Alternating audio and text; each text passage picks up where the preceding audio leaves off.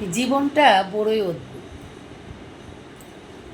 যে মানুষটাকে আমরা সবচেয়ে বেশি কাছের এবং ভালোবাসার মানুষ মনে করি, সে মানুষটা একদিন আমাদের কাছ থেকে দূরে সরে গিয়ে অনেক বড় এবং সবচেয়ে বড় শত্রুতে পরিণত হয়।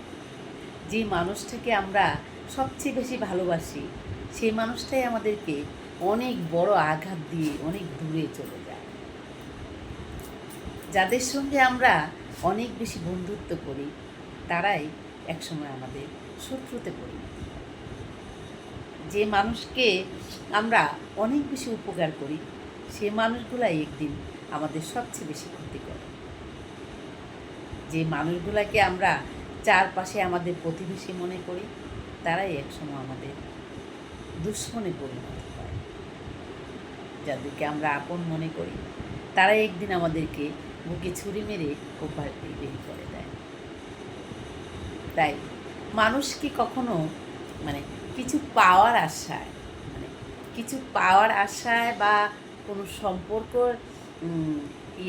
আপনার কোনো সম্পর্কর কারণে, যেমন ধরেন আপনি মনে করবেন সে আপনার একটা কাজে লাগতে পারে, সে আপনার আপনজন, সে আপনার প্রিয়জন, আপনার বন্ধু বান্ধব, তাকে দিয়ে আপনি উপকারিত হতে পারেন, তাহলে সেই মানুষগুলোর সঙ্গে কখনোই মিলবেন।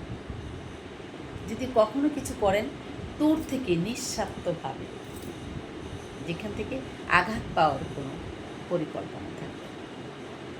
এখন আপনি যে মানুষটার সঙ্গে যে ধরনের সম্পর্কটা তৈরি করবেন, সেটাই মনে করবেন পরবর্তী সময়ে আপনি আঘাত পাওয়ার জন্য, কষ্ট পাওয়ার জন্য, যন্ত্রণা পাওয়ার জন্য, কাঁধার জন্য একটা গাছ রোপণ করা হবে। সেখান থেকে ভবিষ্যতে ফলাফল পেতে থাকবেন, যে ফলাফলগুলো অনেক অনেক বেশি কষ্টদায়ক হবে।